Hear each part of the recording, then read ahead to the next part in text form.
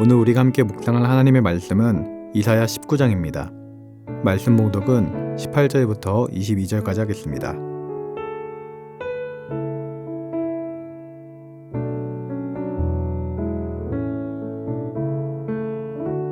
그날에 애굽 땅에 가나안 방언을 말하며 만군의 여호와를 가리켜 맹세하는 5 성읍이 있을 것이며 그 중에 하나를 멸망의 성읍이라 칭하리라. 그날에 애굽 땅 중앙에는 여호와를 위하여 제단이 있겠고 그 변경에는 여호와를 위하여 기둥이 있을 것이요 이것이 애굽 땅에서 만군의 여호와를 위하여 징조와 증거가 되리니 이는 그들이 그 압박하는 자들로 말미암아 여호와께 부르짖겠고 여호와께서는 그들에게 한 구원자이자 보호자를 보내사 그들을 건지실 것임이라. 여호와께서 자기를 애굽에 알게 하시리니 그날에 애굽이 여호와를 알고 제물과 예물을 그에게 드리고 경배할 것이요 여호와께 서원하고 그대로 행하리라. 여호와께서 애굽을 치실지라도 치시고는 고치실 것이므로 그들이 여호와께로 돌아올 것이라. 여호와께서 그들의 간구하심을 들으시고 그들을 고쳐주시리라. 아멘.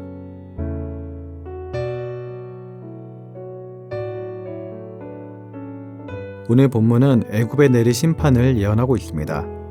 하나님께서 애굽에 심판을 내리시겠다라고 말씀하시는 이유 중 가장 큰 이유는 유다 백성들로 하여금 하나님 대신에 애굽을 의지하는 것이 얼마나 어리석은 일인지를 깨닫게 하기 위함이었습니다.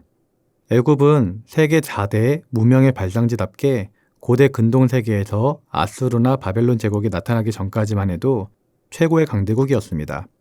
그래서 이스라엘은 나라가 위기에 처할 때마다 애굽을 의지하였습니다. 애굽을 의지하는 것은 이사야가 활동하던 시대에도 마찬가지였습니다. 아하스 시대에는 북이스라엘과 아람의 연합군이 유다를 침공하러 온 적이 있었습니다. 그때 유다는 아수르를 의지하여 북이스라엘과 아람 연합군을 격퇴하였습니다. 유다는 아수르의 힘을 빌어 연합군을 격퇴하긴 하였으나 그 후로 아수르의 간섭과 억압을 받게 되었습니다. 그리고 이것은 아수르가 유다를 침공하는 빌미로 작용하게 되었던 것입니다. 이렇게 아수르가 유다를 침공할 조짐을 보이자 유다 왕 히스기야는 그들이 전통적으로 의지해오던 애굽에 손을 내밀고자 하였습니다.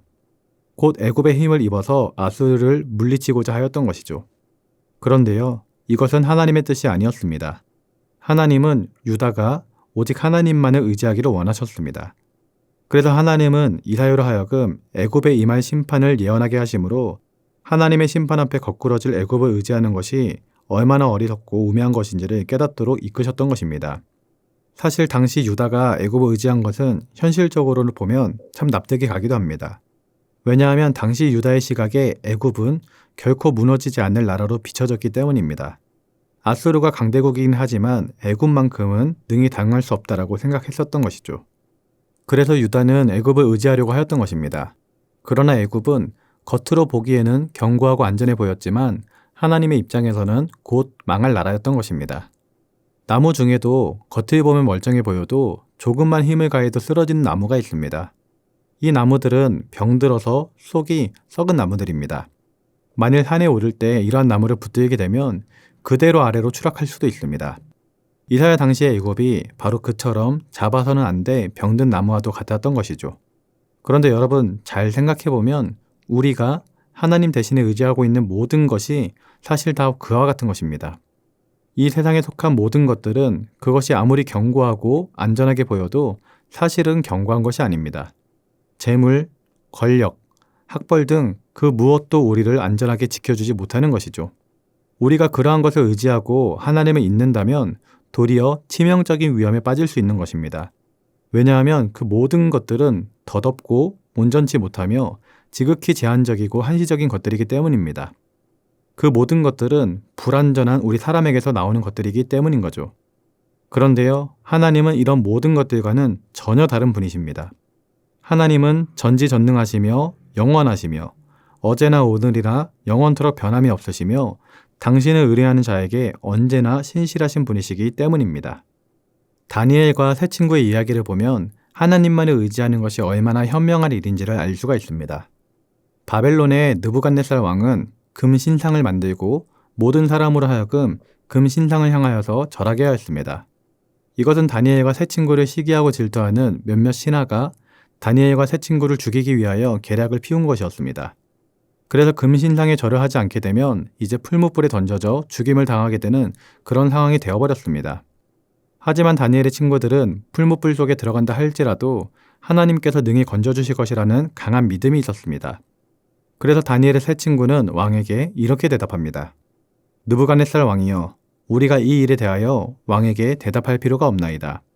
왕이여, 우리가 섬기는 하나님이 계시다면 우리를 맹렬히 타는 풀무불 가운데서도 능히 건져내시겠고 왕의 손에서도 건져내시리이다. 그렇게 하지 아니하실지라도 왕이여, 우리가 왕의 신들을 섬기지도 아니하고 왕이 세우신 금신상에게 절하지도 아니할 줄을 아옵소서. 여러분, 너무나 멋지고 담대하지 않습니까? 그들은 이처럼 세상의 것을 의지하지 않았습니다. 살기 위해 금신상에 절하지 않았고 믿음을 지키며 하나님만을 의지하였던 것입니다. 그들은 어떻게 되었을까요? 그들은 결국 풀무불에 던져지게 되었습니다. 하지만 그들은 죽지 않았습니다. 오히려 그들을 죽이려고 계략을 펼쳤던 신하들만 죽게 되었습니다.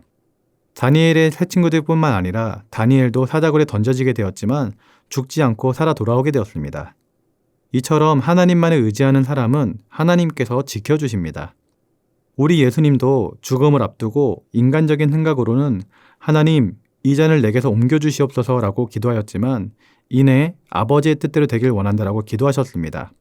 그렇게 하나님의 뜻대로 하나님만을 의지하여 나아갔던 것이죠. 그 결과가 어떻게 되었습니까?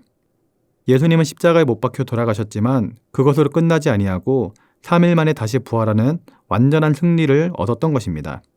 이로 인해 우리가 죄사함을 받을 수 있게 되었고 우리는 예수님을 믿음으로 말미암아 저 하늘나라의 시민권자로 구원받을 수 있게 된 것입니다. 이처럼 하나님만을 믿고 의지하는 사람은 하나님께서 책임져 주십니다. 심지어 죽음까지도 하나님께서는 역으로 바꾸어 완전한 승리를 안겨주시는 그러한 분이십니다. 잠언 3장 5절에서 6절 말씀은 이렇게 말씀합니다. 너는 마음을 다하여 여호와를 신뢰하고 내 명철을 의지하지 말라. 너는 범사의 그를 인정하라. 그리하면 내 길을 지도하시리라.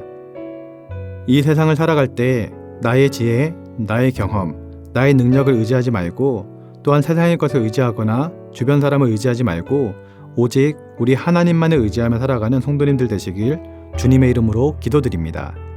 기도하겠습니다. 사랑의 하나님 아버지, 남유다 백성들은 하나님을 의지해야 함에도 불구하고 아수르의 위협이 왔을 때 하나님을 의지하기보다 애굽을 의지하려고 하였던 것을 보았습니다. 주님, 우리도 이 세상을 살아가며 위기의 순간이 있고 어려움의 순간이 있을 때 나의 능력과 경험 그리고 주변 사람을 의지하지 않았는지를 되돌아봅니다. 하나님을 의지하지 않고 있던 모습이 우리 가운데 있었다라면 깨닫게 하여 주시고 하나님 앞에 돌이킬 수 있는 영을 허락하여 주시옵소서. 이제는 하나님만을 의지하는 주님의 백성이 되게 하옵시고 하나님께서 나의 일생을 어떻게 인도하시는지를 경험하며 하나님의 자녀답게 살아갈 수 있도록 은혜를 더하여 주시옵소서. 감사를 드리며 예수님의 이름으로 기도드립니다. 아멘.